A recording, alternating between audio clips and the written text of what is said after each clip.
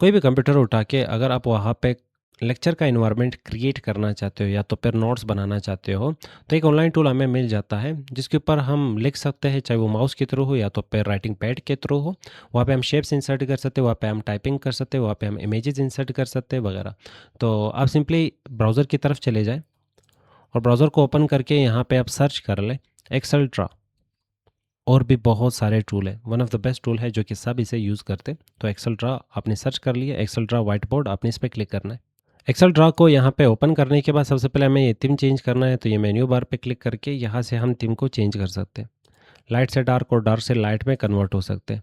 पर हाँ, यहाँ पे आपके पास कन्वर्स का बैकग्राउंड होता है, आपको बैकग्राउंड किसे रखना है वो आप यहाँ से सेलेक्ट कर लो, कन्वर्स बैकग्राउंड। उसके बाद यहाँ पे ये जो लास्ट वाला आपको बटन दिख रहा होगा, इस वाले बटन पे अगर आप क्लिक करते हो तो हेक्स कोड, आप यहाँ पे कोड भी दे सकते हो। कोड मतलब हर एक कलर का खुद का हेक्स कोड होता है, तो कोई भी कलर पसंद आ जाता तो इंटरनेट से आप उसका कोड फाइंड कर सकते हो। फाइंड करके वो कोड यहाँ पे पुट कर लो। जैसे कि कोड होता है एफ एफ एफ, ये एफ एफ एफ जो 3 दफ़ा मैं लिखता हूँ ये ब्लैक कलर को रिप्रेजेंट करता है। सेम इसी तरह अगर मैं 000 लिखता हूँ तो ये वाइट कलर को रिप्रेजेंट करता।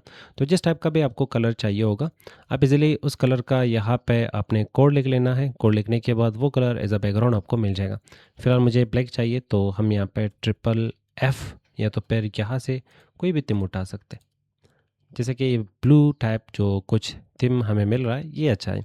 और जैसे आपने थीम चेंज कर लिया, नेक्स्ट अगर आप इसे फुल स्क्रीन देखना चाहते हो, ये ऊपर वाले जो ऑप्शंस है और जो ऊपर वाला यहाँ पे टाइटल बार और सर्च बार है, इसको हाइड करना है तो F11 की अपने कीबोर्ड से प्रेस कर लो। वापस इससे निकलने के लिए F11 या तो यहाँ पे दिख रहा होगा स्किप की आप प्रेस कर सकते हो, ESC की। तो F11 से आप यहाँ पे फुल स्क्रीन और फुल स्क्रीन से निकल सकते हो। और उसके बाद यहाँ पे आपके पास टूल्स आ जाते हैं और ये मेन्यू बार होती है। मेन्यू बार से आप यहाँ पे बाकी ऑप्शंस भी यूज़ कर सकते हो। जैसे कि कुछ ओपन करना है, मुझे यहाँ पे कोई इमेज लेके आना है या तो फिर इन नोट्स को यहाँ से एक्सपोर्ट करना है, तो यहाँ पे क्लिक कर सकते हैं। क्लिक करने के बाद फिलहाल तो हमने यहाँ पे कुछ काम किया ही नहीं था, तो इसलिए ये डायरेक्टली हमें अपने कंप्यूटर की तरफ लेके गए। अब सबसे पहले इसके यहाँ पे ये टूल समझते हैं। तो यहाँ पे डिफरेंट टाइप के आपको टूल्स मिल जाएंगे। जैसे कि मैंने यहाँ पे रेक्टेंगल उठा के इसे ड्रा कर लिया। अब इस रेक्टेंगल को आप यहाँ से एडिट कर सकते हो, जैसे कि इसका बैकग्राउंड आपको कैसा चाहिए, इसका आउटलाइन आपको कैसा चाहिए, और उसके जस्ट बाद इसका फिल आपको कैसा चाहिए। फिर आ जाता है यहाँ पे स्ट्रोक, आउटलाइन का साइज़ कैसा चाहिए आपको। फिर आ जाता है स्ट्रोक का स्टाइल आपको कैसा चाहिए, आउटलाइन का यहाँ पे डॉटेड आउटलाइन, डैश आउटलाइन या तो फिर स्मूथ सा लाइन। और उसके बाद यहाँ पे स्लोपेंस आ जाता है। हम यहाँ पे आउटलाइन दिख रहा होगा, थोड़ा बहुत चेंजेस इसमें आ रहा है।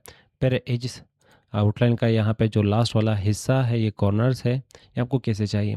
और उसके जस्ट बाद आपके पास यहाँ पे लेयर्स आ जाता है। अगर आपने इसे ट्रांसपेरेंट करना है तो ओपेसिटी कम और ज़्यादा कर सकते हो।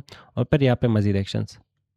अब जैसे हमने यहाँ पे ये शेप ड्रा कर लिया, एक और शेप मुझे ड्रा करना है, तो सेटिंग्स हो चुके हैं। कोई भी शेप आप उठाओगे वो सेम एग्जैक्ट थीम यहाँ पे ले रहा होगा। तो हर एक टूल का यहाँ पे आपको शॉर्टकट दिख रहा होगा, 1 2 3 4 5 6 7 8 9, और उसके बाद यहाँ पे आ जाता है 0। इमेज इंसर्ट करना है तो 9। हम यहाँ से कोई भी एक इमेज उठाते हैं, ओपन पे क्लिक करेंगे, इमेज आ चुकी है। अगर आपको राइटिंग करनी है, जैसे कि पेन के थ्रू कुछ लिखना है, तो यहाँ से उठा लो ये पेन। कलर क्या रखना है वो यहाँ से आप उठा सकते हो। मैंने रेड सेलेक्ट कर लिया। इसके बाद आप लिखना स्टार्ट कर लो। साइज़ बहुत ज़्यादा इसका मोटा आ रहा है, तो इसका साइज़ कम करने के लिए जो स्ट्रोक विड्थ आपको दिख रहा है, इसको आप यहाँ से कम कर लो। कम करने के बाद अब ये पतला लिखेगा। और उसके जस्ट बाद टाइपिंग करनी है, तो ये टेक्स्ट वाला बोर्ड जो कि आर्टिस्ट का शॉर्टकट की है, आप इस पर क्लिक कर लें।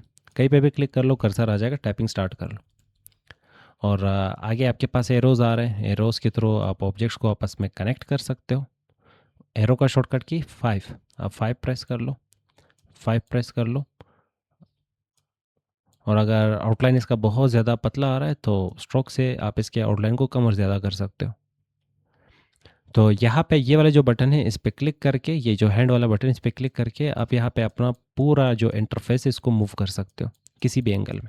ये जो इंटरफेस है ये इनफाइनाइट पेज है। कंट्रोल माउस व्हीलर के थ्रू जूम इन कर सकते हो, कंट्रोल माउस व्हीलर के थ्रू जूम आउट कर सकते हो। ऊपर लिख सकते हो, लेफ्ट लिख सकते हो, राइट लिख सकते हो, बॉटम में लिख सकते हो, जहाँ पे भी आप लिखना चाहो हो, आप किसी भी डायरेक्शन में यहाँ पे लिखना स्टार्ट कर सकते हो।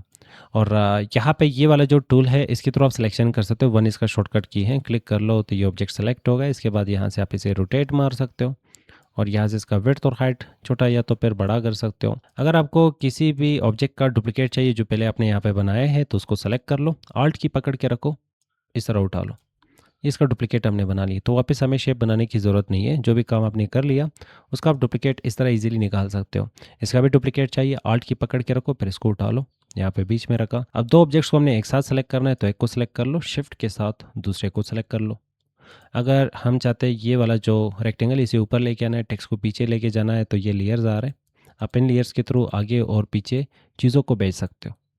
हम यहाँ पे इसका जो ओपेसिटी है वो कम करते हैं। अब आपको दिख रहा होगा, देख लो शेप ऊपर आ गया, टेक्स्ट नीचे चला गया। फिलहाल हम कुछ ऐसा ऐसे चाहते हैं। हमने एक को सेलेक्ट कर लिया। अगर आप मल्टीपल ऑब्जेक्ट्स को सेलेक्ट करना चाहते हैं तो एक को सेलेक्ट कर लो, शिफ्ट की पकड़ के रखो, दूसरे को सेलेक्ट कर लो। अब दोनों ऑब्जेक्ट्स यहाँ पे सेलेक्ट हो चुके हैं और फिर उसके अकॉर्डिंगली आपको यहाँ पे ऑप्शंस मिल जाते हैं और ऑप्शंस आप यहाँ पे देख सकते हैं ज़्यादा हो चुके हैं। तो जैसे आप एक हफ्ता इसमें मुसलसल काम कर लेंगे तो इसलिए आपको ये समझ आ जाएगा। अब जैसे आप यहाँ पे लेक्चर ख़त्म कर लेते हो और जो काम आपने किया इसको सेव करना है, तो सेव करने के दो तरीके होंगे। एक इन फ्यूचर वापस इसे ओपन करके इसमें मज़ीद काम करना, दूसरा इसका इमेज बनाना। तो हम ये थ्री लाइन्स पे क्लिक करेंगे और अब इसको सेव करने के लिए हम सेव टू पे क्लिक करेंगे। यहाँ पे डिफरेंट टाइप के ऑप्शंस होंगे, पर जब आपको इस पर वापस काम करना है तो इन ऑप्शंस को आप यूज़ कर सकते हो। पर फिलहाल हम थ्री लाइन्स पे क्लिक करेंगे और यहाँ पे एक्सपोर्ट इमेज नाम का ऑप्शन होगा, हम इस पर क्लिक करते हैं। अब यहाँ पे पीएनजी में सेव करना है, एसवीजी में सेव करना है, या तो क्लिपबोर्ड में सिर्फ कॉपी करना है और आप किसी भी सॉफ्टवेयर को ओपन करके इस वाले इमेज को वहाँ पे पेस्ट कर सकते हो। और यहाँ पे कुछ मज़ीद ऑप्शन, जैसे कि बैकग्राउंड आपको कैसा चाहिए, बैकग्राउंड चाहिए नहीं चाहिए, डार्क मोड या तो फिर लाइट मोड, और इसके बाद इसका साइज़ आपको कैसा चाहिए, मतलब इस वक्त जो दिख रहा है उसका सिंगल गुना, मतलब जैसे दिख रहा है वैसे ही इसे एक्सपोर्ट करना है, या तो फिर इसका दुगना आपने इसका साइज़ बनाना है, या तो फिर 3 गुना आपने इसका साइज़ बनाना है। फ़िलहाल हम पीएनजी में इसे सेव करना चाहेंगे और सेव करने के लिए हम यहाँ पे इसे लोकेशन दे देते हैं डाउनलोड्स, सेव पे क्लिक करेंगे। अब मैं यहाँ से ओपन कर लेता हूँ अपने एक्सप्लोरर को और डाउनलोड्स की तरफ चले जाएंगे। ये रहा हमारा वो इमेज जो कि हमने अभी काम करके इसे सेव कर लिया। तो उम्मीद करता हूँ आपको समझ आ चुका होगा कि एक्सेल ट्रा कैसे काम करता है और कैसे हम इस पे काम करके इसे एक्सपोर्ट या तो फिर सेव कर सकते हैं। और यहाँ पे और भी डिफरेंट टाइप के ऑप्शंस होते हैं, जैसे कि कोलैबोरेशन आपको करना है, आप चाहते हो कि मल्टीपल लोग एक साथ एक ही फाइल पे एक ही प्रोजेक्ट पे काम करना चाहे तो आप यहाँ पे लाइव कोलैबोरेशन भी यूज़ कर सकते हो। स्टार्ट सेशन से पहले आपको इसमें अकाउंट बनाने की ज़रूरत पड़ेगी।